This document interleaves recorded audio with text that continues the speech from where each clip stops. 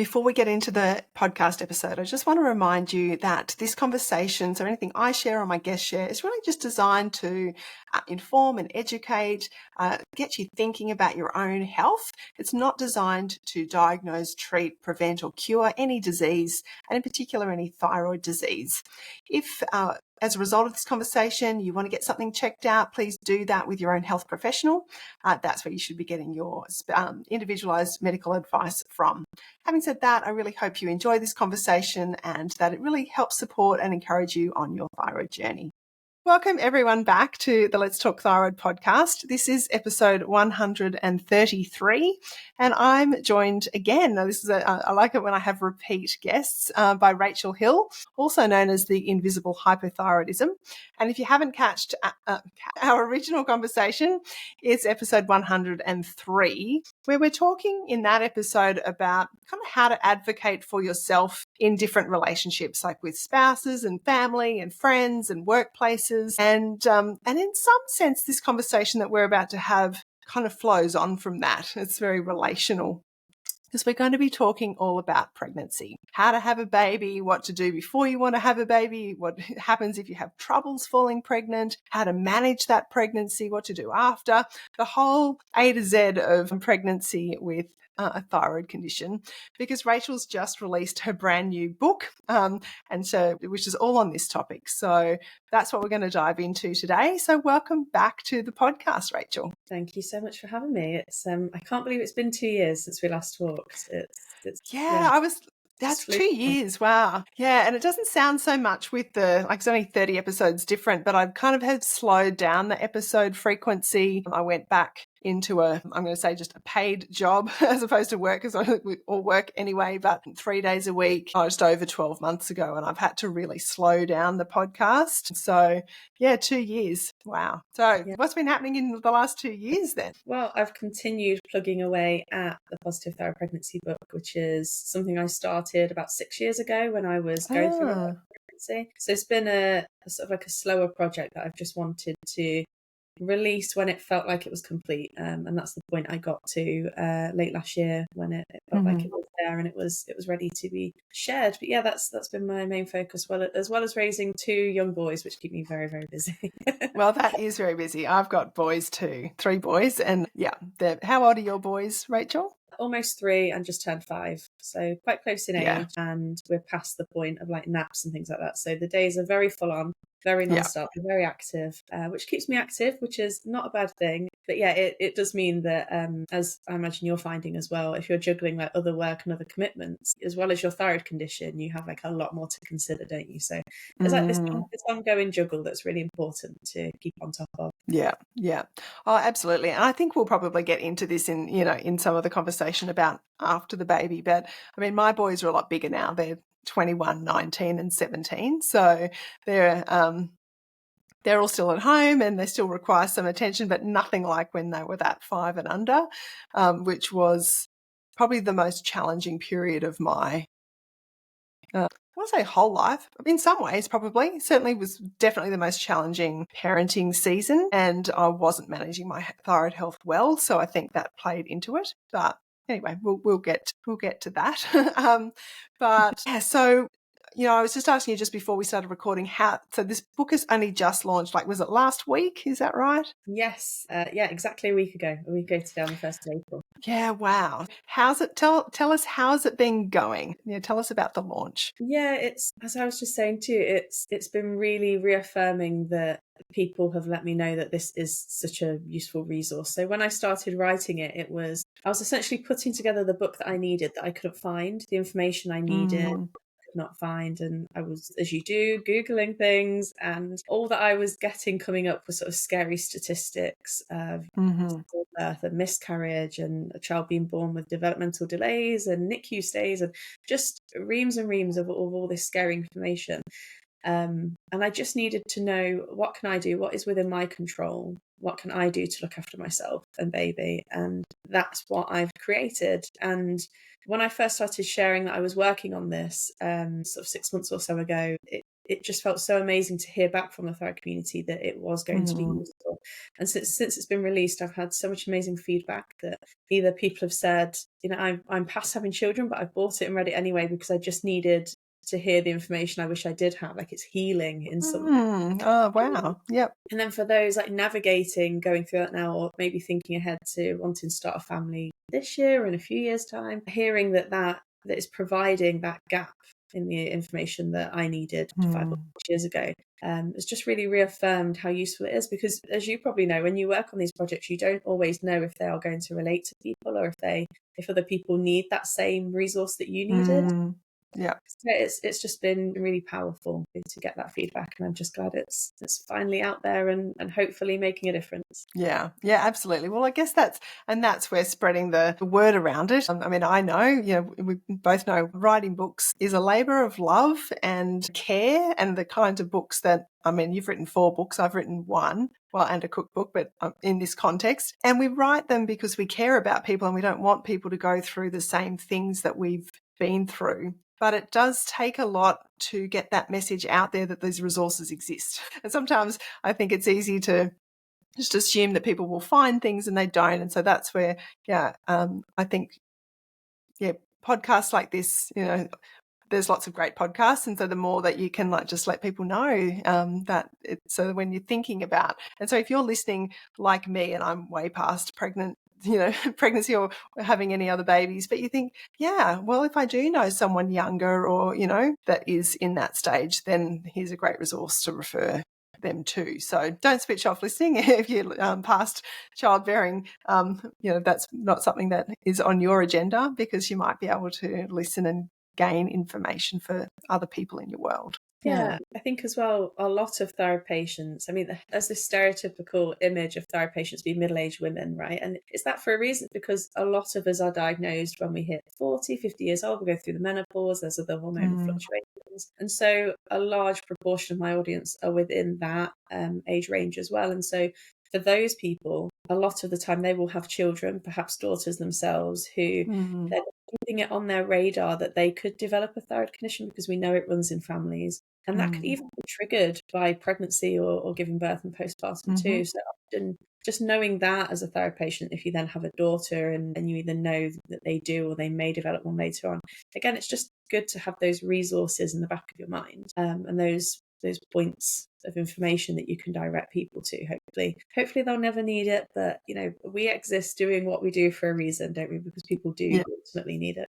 Yeah, exactly. And I think we were saying too, you and I were both diagnosed younger. Like I was 22 when I was diagnosed, so that was before I had children. And so, not everybody is diagnosed at, 40, or past that. So for those of you that are listening that are younger, tune in, listen in, even if you're not ready to have kids yet.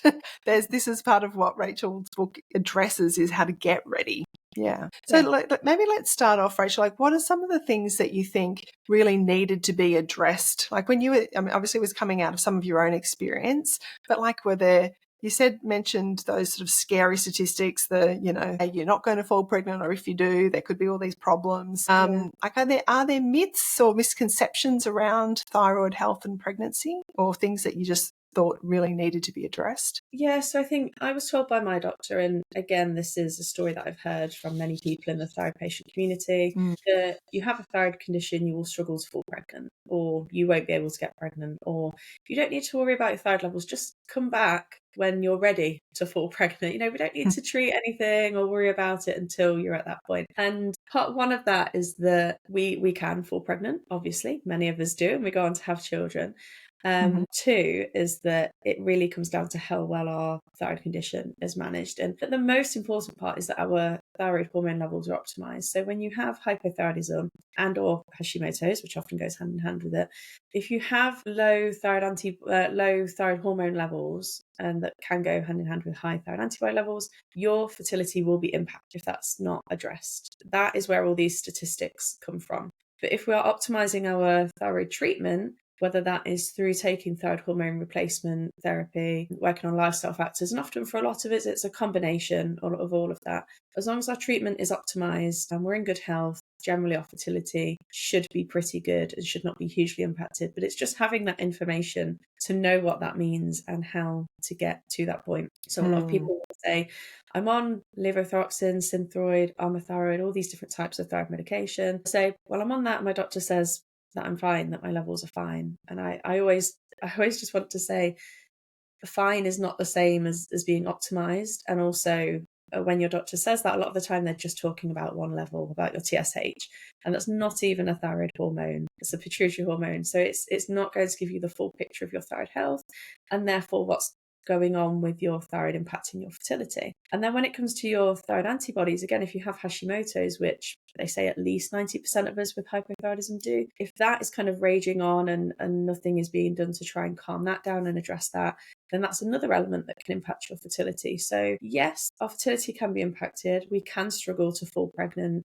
You may find that you fall pregnant easily, but you have recurrent pregnancy loss. That can happen. But this, I often refer to it as like a big jigsaw. This big jigsaw puzzle piece, the main piece that we want to focus on is optimizing your thyroid hormone treatment. And getting your thyroid hormone levels optimized is the foundation. There's other things we can then do on top when it comes to improving your fertility and then navigating the pregnancy and postpartum stage. But you're really not going to feel well or have optimized fertility without the optimized thyroid hormone levels. Yeah. So that's kind of probably the core message to someone who's wanting to fall pregnant, is make sure that you're optimizing those thyroid levels. Yeah. Yeah, definitely.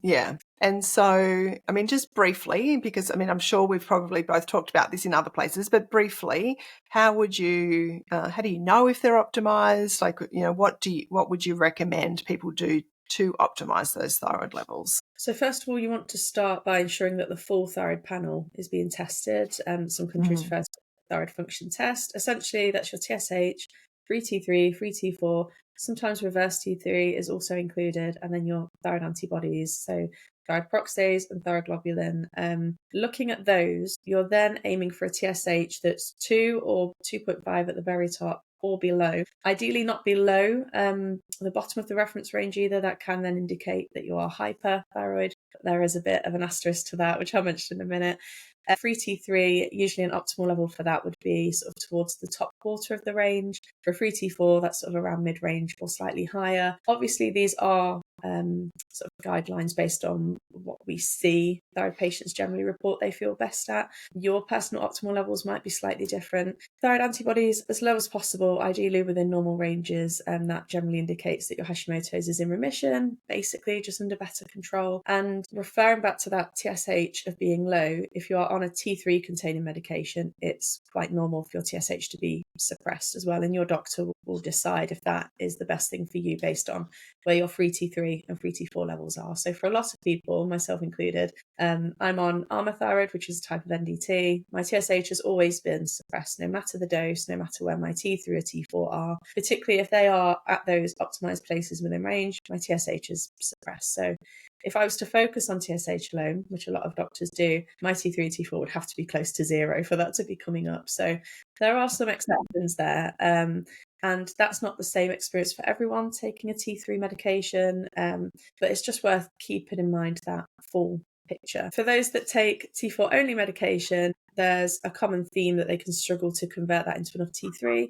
T4 being your stored thyroid hormone, T3 being what you use, what is active, what makes you feel good. So for some people, again, myself included, they need a direct T3 medication, whether that is a synthetic T3 or an NDT that contains it, to help optimize your free T3 as well as free T4. Yeah, it can be done on your current medication. You may find that you need to explore other options, and with that, explore a different doctor that might be able to offer you different options. But that really is the first step when you're looking at just stabilizing your thyroid health and feeling good, your optimal levels. Yeah. Optimizing thyroid hormone levels and reducing thyroid antibodies fundamental kind of to setting yourself up well for fertility. Is there anything else that you think, if you're in that stage of wanting, thinking about falling pregnant, wanting to fall pregnant, that aside from having the optimal thyroid levels, is there anything else that you think should be on the radar of a woman in that situation? My next top recommendation would be to check your vitamin and mineral levels, so nutrient levels, things like iron,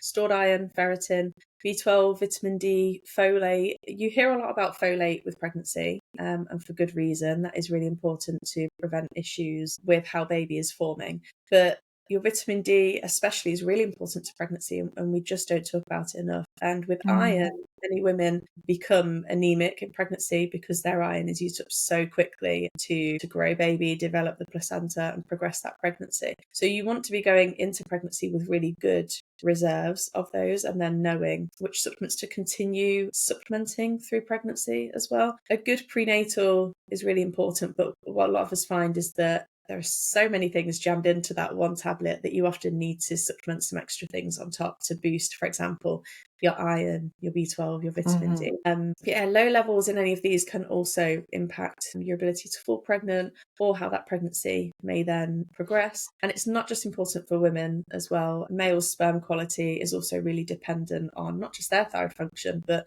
in particular their vitamin D, incredibly important in men and their sperm function. And there's more evidence coming out now that a man having, for example, low vitamin D, low B12 levels, then that sort of being passed on through the quality of the sperm can then impact how well the placenta develops. It's possibly linked to whether a woman has morning sickness and nausea during pregnancy. They're actually starting to find that there are possibly a lot more links to the men's sperm health as well, and how that pregnancy kind of progresses and how that shows in a woman. So it's not just all on women either. We talk a lot about this as a preconception plan, and what we mean with that is just preparing your body and your mind as well as possible, but ideally at least 6, if not 12 months before you start to fall pregnant. And that includes all of these things.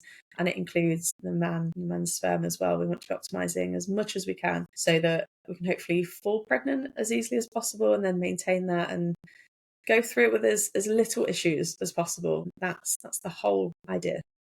Yeah.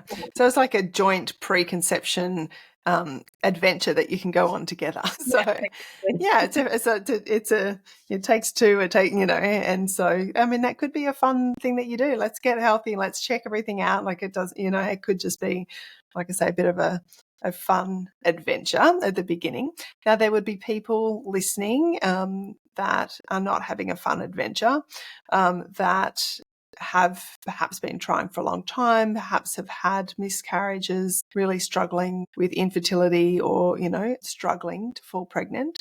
What do you think they need to hear? Ultimately, there is hope. And I think the path to becoming a parent or expanding your family, it's going to be different for all of us, and it's impossible to map out how that's going to look for everyone. And so I try to, in the book especially, I try to avoid saying you just need to do this, this, and this, and then you'll be on to the next step. It's very much a case of what is within your control, what applies to your situation, what can you implement that isn't also going to add further stress to the situation, because the last thing your body needs when you're trying to fall pregnant is more stress, more cortisol flooding the system.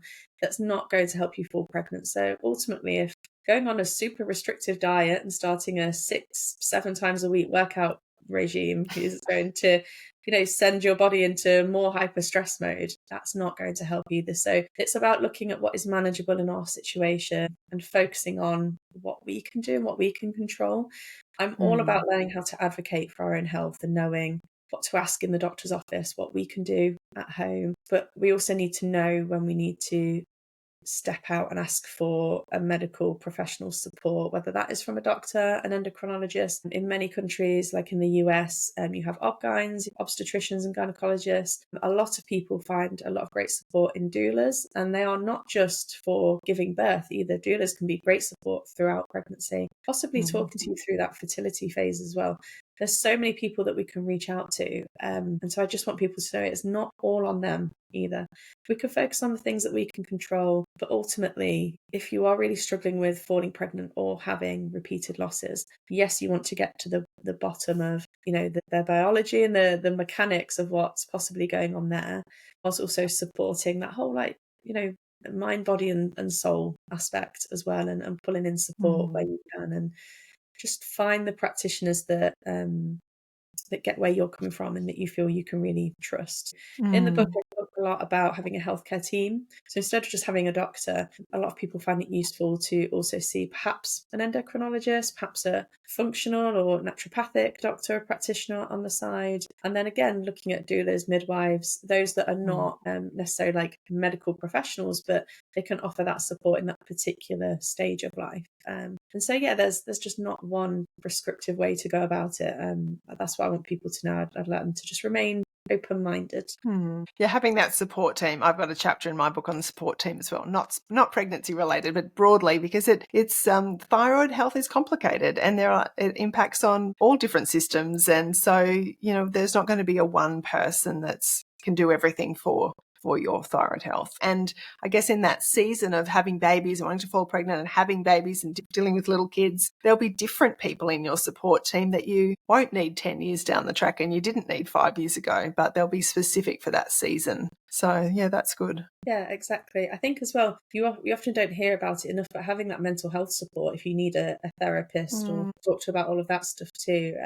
I know for me at time of diagnosis, I needed that support to process what my diagnosis of a thyroid condition meant, or how that maybe impacted what my vision for the future was going to be like, why that might be slightly different, and not in a way of it all being doom and gloom and accepting things are going to be terrible forever, but just having that voice of just someone to hear the difficulties while you are getting things back on track, and to celebrate in the successes and the really tricky parts as well, especially if you're struggling to fall pregnant or stay pregnant. Mental health support can be really helpful with that. I know that for me, I needed someone to talk to after falling pregnant the second time. So I had a miscarriage the first time. I needed someone to talk to in the forms of a therapist about my concerns of the miscarriage happening again with this pregnancy, or just feeling like the second pregnancy was almost going too well after what I'd experienced the first time. And so having that kind of support as well, it's all just really, really important. I really like to look at things holistically as opposed to putting all your eggs in one basket, as if to speak.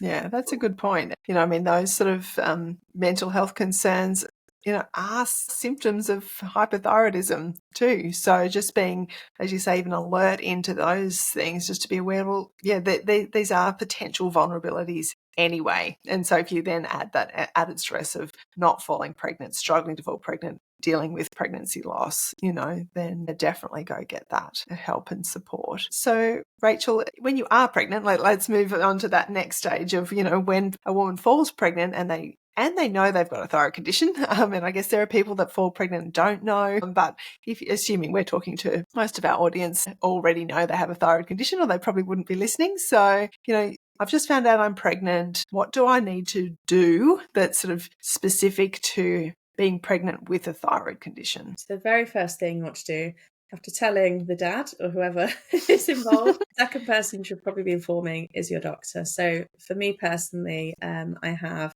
I guess, like a mainstream medical doctor that I see here on the NHS in England. And then I also see a private functional doctor as well, because with my thyroid condition, I'm prescribed less conventional medication in the form of NDT. So for me, it was a case of calling both of them and getting an appointment in within like the next week, ideally sooner if possible. When you fall pregnant, the demand for thyroid hormone increases immediately, and often before a lot of people realise they are pregnant as well. So what you want to do is get booked in for a full thyroid panel test as soon as you know you're pregnant, so that you can see if you need that thyroid medication increase. For those on T4 synthetics like levothyroxine or Synthroid, they often need that increase immediately, and a lot of doctors will increase you by sort of 25 to 30, if not 50% immediately in preparation for that. The fetus doesn't have its own thyroid gland until the end of the first trimester, so that's really quite a long time. And until that point, it is relying on your production or manual inputting of thyroid hormone, and so as a result, your thyroid levels can drop very quickly. And as we've said, adequate thyroid hormone levels are needed to not only fall pregnant but sustain a pregnancy as well. So what a lot of thyroid patients don't realise is that they will need that test very early on, and likely need an increase in medication dosage quite early on. Or if you are borderline subclinically hypothyroid before falling pregnant, it's very recommended that you then start that medication as soon as you fall pregnant. If you're not pregnant and you want to continue trying to see if you can get by without it, perhaps implementing other changes or seeing if you can correct it without medication, that's obviously a whole separate topic. But for optimal health for fertility and pregnancy, it is recommended to start that hormone replacement to bring your levels well within range, if not optimized. So again, bringing it back to optimal thyroid hormone levels, that's the main thing you want to keep on top of when you fall pregnant. And then I guess keeping it sustained throughout the pregnancy. I mean, my recollection, and I'm saying it's going back a little while, is definitely having more regular blood tests throughout the pregnancy. You're really needing to keep on top of that. Is that right? Yeah, so it's generally recommended to have the full set of thyroid tests ran roughly every month, so every 4 to 6 weeks. Oh, yeah, that's pretty often.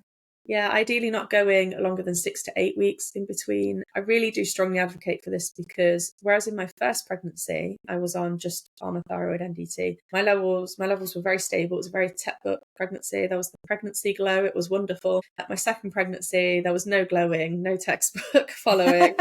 My levels were up and down, and the only reason we caught that so quickly and we were able to address it so quickly is because my levels were checked every month.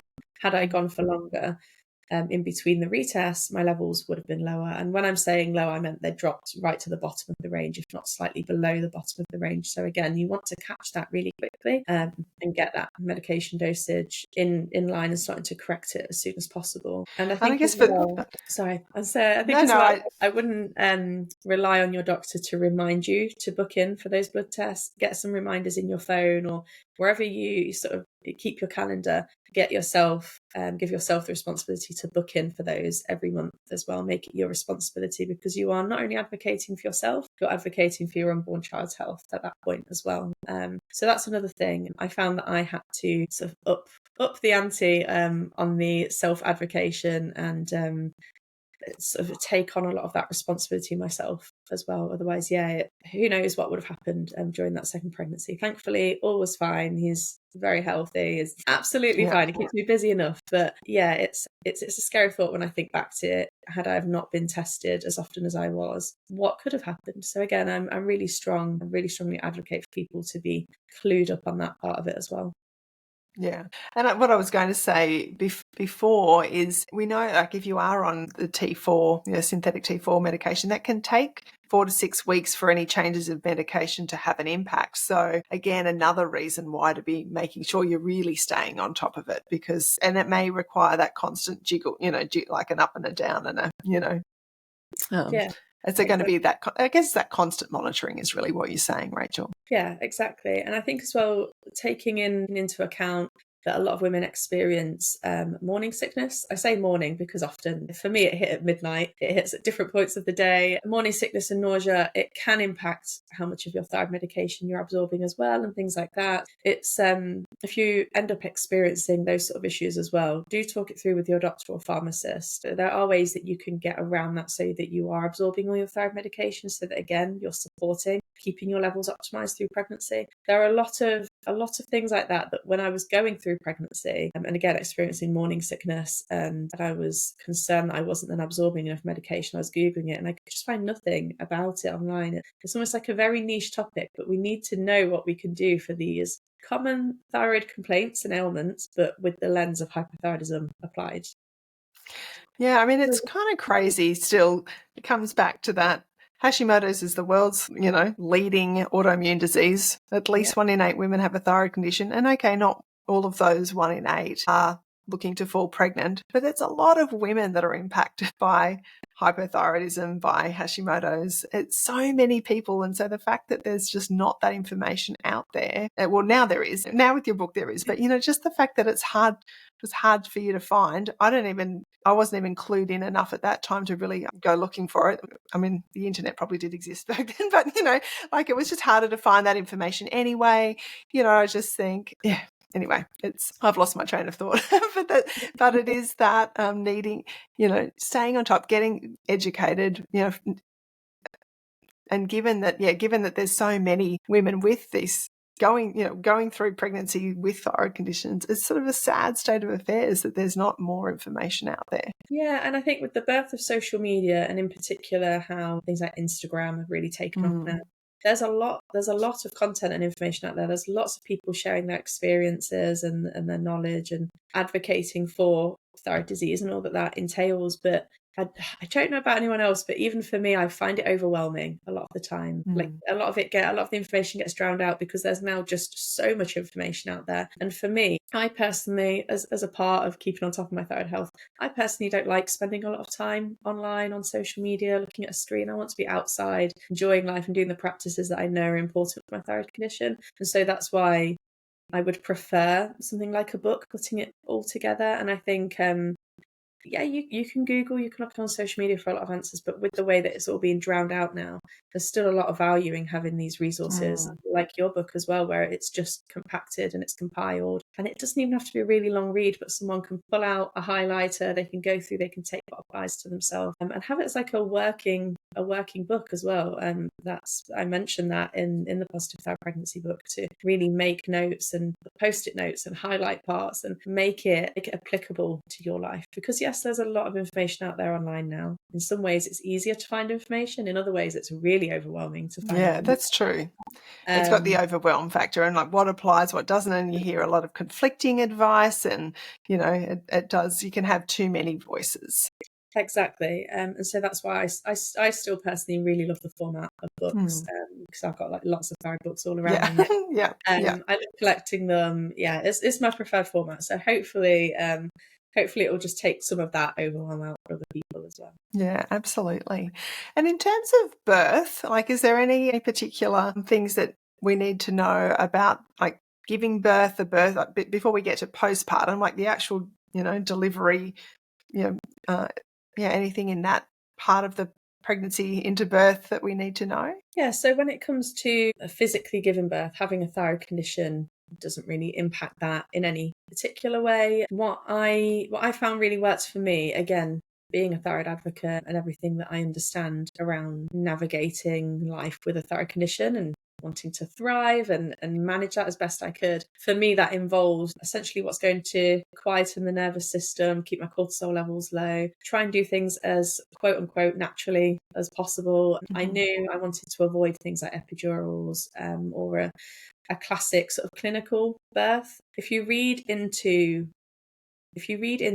giving birth, you will hear a lot around the hormone oxytocin, which is basically the love hormone, and your body needs to produce a lot of it to deliver baby, to progress labour naturally and without it dragging on for a very long time. Or for some women, their labours will stop and start if that oxytocin is sort of peaking and dropping. So for me personally, and this is what I advocate for in the book, I really promote doing what is going to encourage and nourish oxytocin to be there in full force, so that you can hopefully have as straightforward a birth as possible. Now, again, it's not all within our control. Babies often have their own plans about how they're going to come into the world. But if you can do what you can to basically try and advocate for the birth that you are looking for, then that is going to sort of put you in good stead. I created birth plans. I prefer to call them birth preferences, because you can't really plan a birth for reasons. But you can definitely state out what you would like to happen in certain instances. There's a lot to consider about giving birth that a lot of women don't realise they have options for.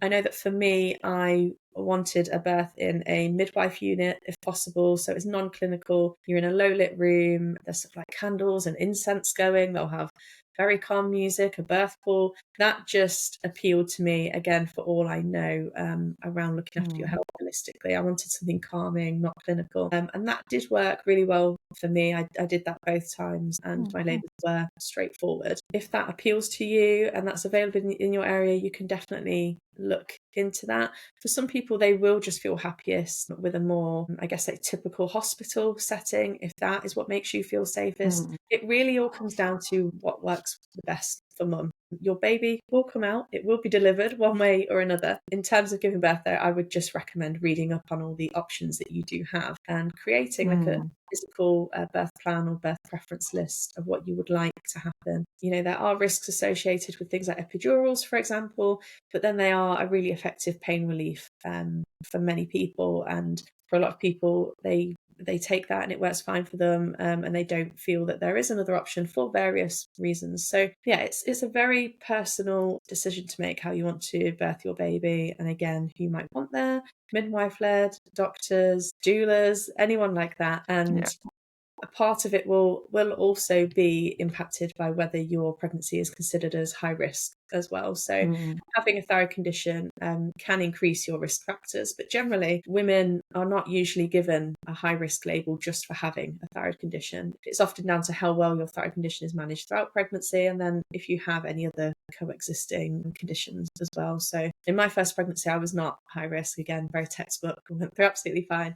But with the second, with the way that my thyroid condition was being harder to manage, and I also developed other secondary conditions. So my placenta in that pregnancy didn't form properly. So I had a condition called low PAPA, and I also had abnormal liver results. Again, I had a pregnancy-induced liver condition with that second pregnancy, which meant that I was high risk. So we didn't know until I got to full term, we didn't actually know if I could have a non-hospital delivery, essentially. So it's all about knowing what your options are within the situation and the environment that you are in. So do ask questions, do make sure you're aware of all of your choices, all of your options, and get your choices noted down. While you're in labour, you may not find it easy to advocate for yourself and get your needs across. You might just need your partner to have a sheet that he can wave in the face of whichever doctor is there and just say, this is what she wanted. So again, just take the pressure off when you're labouring and get those noted down. It will take you an hour tops to research what options you have and just make a physical list of them. So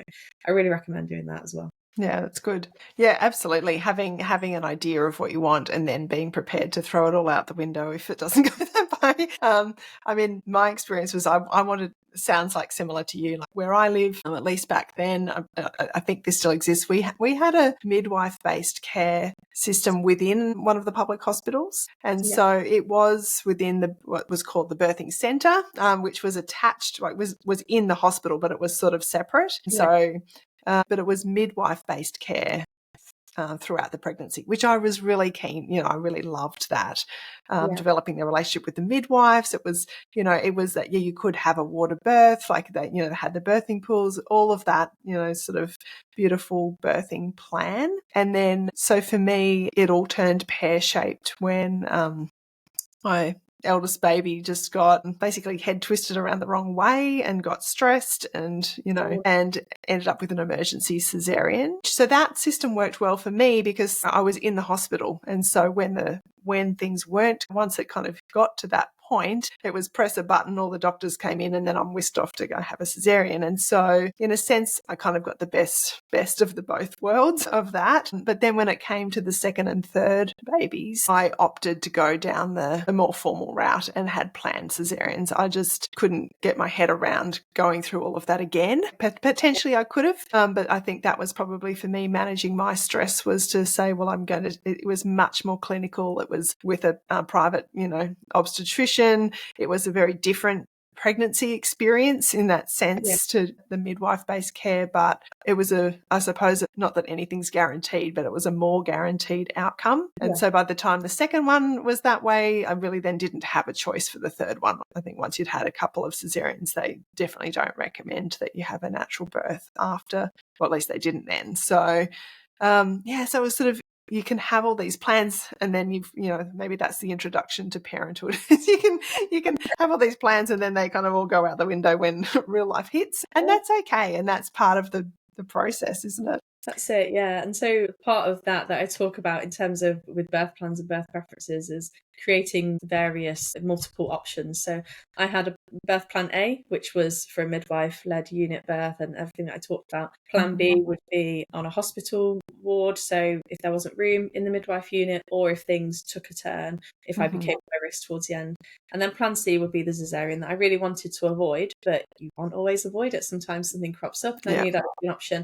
But I still had listed out, if I need to have an emergency C-section, I would still, I don't want to see baby. For example, you can state if you want to see baby coming out or not, if you want them to be clamped before being brought to you or after. You do have many options that a lot of women don't realise. So you can think through the various possibilities. Well, if I am rushed to an emergency C-section, how would I still like that to be played out? So you can still list these things, which again just make you feel like you have some element of control. Yeah, even I though, like that.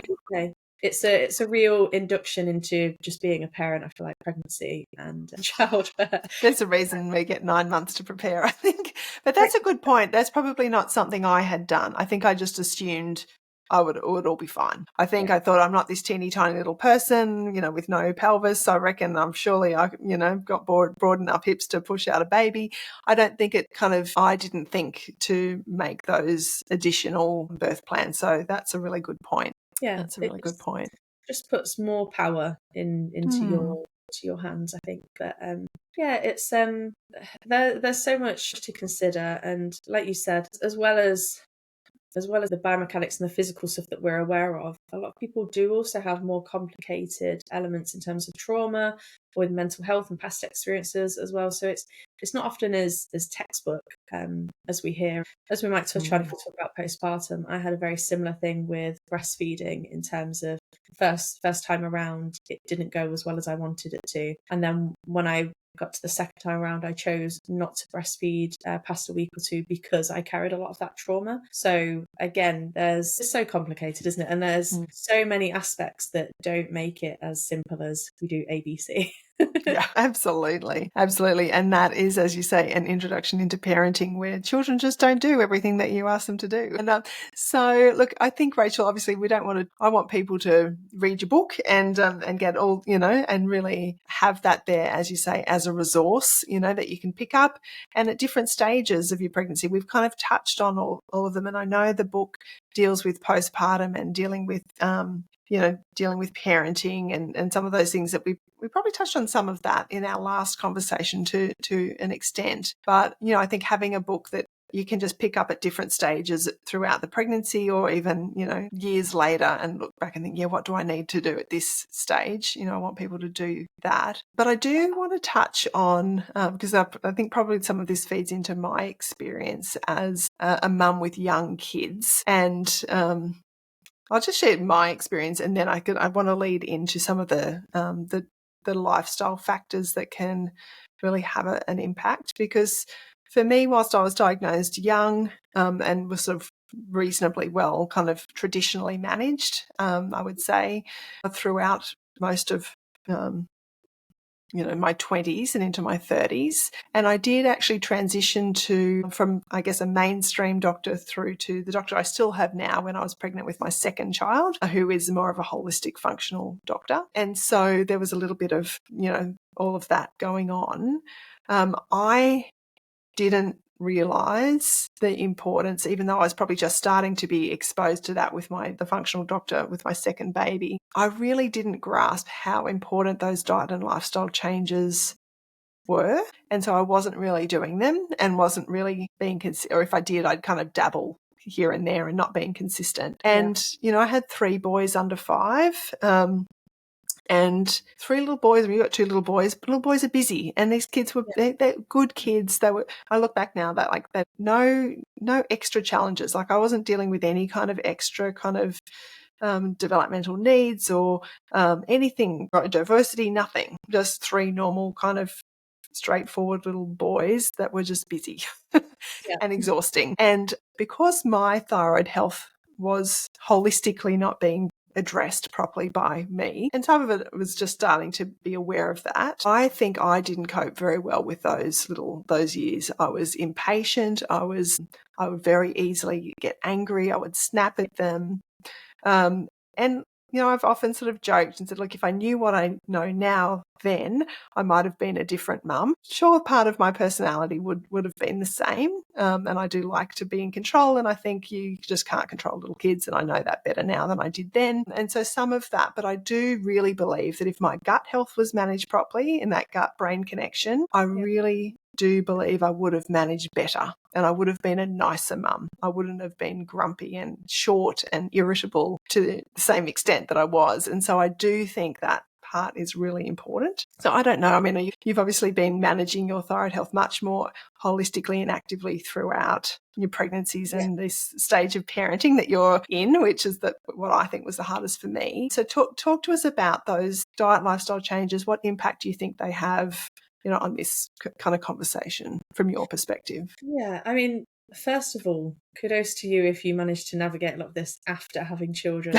For me, I went gluten free and started exploring gut health and all these other holistic parts of my thyroid condition before I became a parent. And at that point, it takes up so much of your time and energy when you don't have a lot of energy because you're still in poor health with a thyroid condition. So if you had to navigate that after having children, it's no wonder that it might have took a while to It get was on board. hard. Yeah. Yeah. Yeah, it's as I touched on earlier, for me, when I look at hypothyroidism and Hashimoto's and I talk about it in terms of advocating for what we can do, it's this big jigsaw puzzle, and we have different pieces to slot in, and different thyroid patients will have different pieces, although there are common themes. And for a lot of that is optimizing your thyroid hormone levels, getting Hashimoto's into remission if you have Hashimoto's, optimizing vitamin and mineral levels, and then, like you say, a big piece, gut health and diet. What we put into our bodies and how well our gut is then digesting that and getting what it needs from that can be such a huge part of how we feel physically and mentally. And it can show up in our skin as well. If for a long time I had very bad cystic acne, which was coming through from this unhappy gut as well. And gluten was driving my acne like crazy, which I didn't realize until I removed gluten for other reasons, to see if it would reduce my thyroid antibodies, to see if it would improve muscle aches and joint aches and pains, which it did. But the very surprising impacts I had from that was my acne clearing up by about 85%, and my thyroid brain fog also just disappearing within a few weeks of being gluten free. So yes, there are common jigsaw puzzle pieces, less common ones, but the impact of diet and gut health is one of the major ones. And we talk about it a lot for good reason. The majority of our immune system resides in our gut. So when we have an autoimmune disease, we can't ignore the impacts it can therefore have on that. The biggest dietary changes that we see within the thyroid sphere is to go gluten-free, dairy-free, soy-free, nightshade-free. There are a lot. I have a history of eating disorders sort of around 10 years or so ago that really peaked for me. And so I tend to advocate people figuring out what their individual triggers are. So you can do this through an elimination diet. You can eliminate the sort of 5 to 10 biggest sensitivities and triggers that we see in thyroid patients, and then you can add them in one by one very slowly and note down if you notice any reactions. I did this just with my husband about 2 years ago when he was having gut issues, and we determined that he's since become lactose intolerant. So again, it can pick up dairy issues, gluten. A lot of people don't realize it could be eggs, it could be corn, it can be really individual to you. But by doing that, you can then pinpoint which foods are causing an issue to you. But with the lens of, like I say, my previous history with disordered eating behaviours, I do apply the lens of, ideally, we don't just want to be taking lots of foods out. We want to be taking out what is obviously making it harder to keep on top of our thyroid health. But your gut needs diversity. And if anything, I love to focus on this idea of putting more in. How can we put more variety in? Remove the things that are causing an issue, but at the same time, get lots more variety and get your rainbow of fruits and vegetables. Nuts and seeds, a game changer for your gut, for healthy fats, for fiber. You can sprinkle a selection of nuts and seeds on salads, on porridge, on top of rice. I have them by the cooker all day. I'm just adding them on top. There are really simple things you can do that are going to increase your gut diversity and make for a happy gut, as well as remove the things that are causing issues within your gut and presenting in other areas, acne, brain fog, anything like that. As well as taking things out, we want to be adding lots of things in. I feel like that's really important, because a lot of people can get quite anxious around food, and there's this focus on, oh, that's an issue, maybe that's an issue, and keep taking things out your diet. That's not going to make your gut healthy either. So we want lots of fruit, vegetables, lots more plant-based foods. Your gut loves plant-based foods. And then again, in terms of other aspects of your diet that you can improve, I would say to focus your meals and snacks around sort of balancing your blood sugar. And I can't remember if we spoke about this before, but for me personally, I will base a meal around, where is my protein coming from? So at least a third protein to a third vegetables or some fruit on the side, with your whole grain starchier foods like whole grain brown rice, for example. A really simple lunch idea would be some fish, tuna, chicken, prawns, a selection of salads or vegetable, and some brown rice, and you've got a really well balanced meal there that's going to keep you going for a few hours. If your blood sugar is jumping up and down from too much sugar and carbs and not enough protein and healthy fats, you're going to be feeling that throughout the day. So as well as your Hashimoto's antibody levels probably reflecting that, because that has been linked as well, you're going to feel more tired and groggy and irritable and all of those things, which, parent or not, it's just not going to help.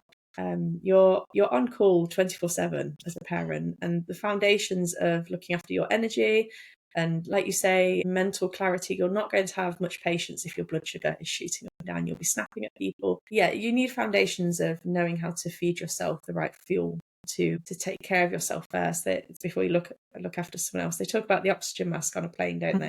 A great analogy. So I do talk about that in the book, about how we can set ourselves up in terms of fueling ourselves right, and looking after our guts, and nourishing correctly, but also prioritizing your sleep and rest, and finding time for things that bring you joy as well. A lot of the times, parents, we lose part of our identity, and we still need to find time to do what brings us joy so that we can show up for our children. And again, it's important for your cortisol levels and your nervous system as well. You burning the candle at both ends all the time, so it all feeds into each other. I'm a huge advocate for looking at things holistically. It's not just about taking your thyroid medication. If you're just taking your thyroid medication, you still feel unwell. All of these kind of puzzle pieces will be the reason why. It's about the choices that we make every day, and creating those part of your non-negotiable parts of your routine. And then you can show up best as a parent, as a wife or partner or a work colleague. Yeah, absolutely. Yeah, I love that. When we're looking after ourselves, we can look after other people. And I think so many, not to go down a different rabbit hole, but so many of us with autoimmune diseases, we like to carry the world on our shoulders. We like to help other people, but we can't do that if we're not if we're not healthy. So, Rachel, the Positive Thyroid Pregnancy Book, where can people get it? So it's available on Amazon. I'm currently working on getting it across other bookstores and retailers as well, but it is available on Amazon. I've got it here. I've got this lovely design. It's like a pregnancy test with a butterfly. Which it's cute. Really clever. The illustrator that created that. So you'll find it on Amazon, and then you can also follow me across social media, and my email newsletter, which are the best places to just keep up to date. Yeah, excellent. So grab a copy of Rachel's book. Follow her on social media, The Invisible Hypothyroidism, but I'll put all the links below. And so, Rachel, what's the next book? Do you know yet? I think it's going to be less sort of like specific, whereas this is obviously more focused on pregnancy. It's going to be more of an overview of managing hypothyroidism. I think probably touching on those jigsaw puzzle pieces and trying to bring all those together, I think. But taking a bit of a break. I'm not jumping straight into it. I don't know. It's a bit of a cheeky question. You're allowed to take a break. You're allowed to not write another book too. It's okay. I think with all my previous books, I've known in my head what they look like in terms of chapters. Like I can visually see them, and I know what I want to do for the next one, but I've not got to that point yet. Once I have sort of like conceptualized it, then I think I can really dive into it. But yes, working on some sort of smaller projects at the minute, I think, and trying to get involved in some other areas. Yeah, that's good. Well, look, thank you for writing the book. Thank you for putting that out as a resource for the many, many thousands of women that will read it and benefit from it and have babies because of it, and so and better, healthier pregnancies and parenting for that. So thank you for all of what you do for the thyroid community, and thank you for coming on this show and talking all about it and sharing some of your experiences. Thank you so much for having me.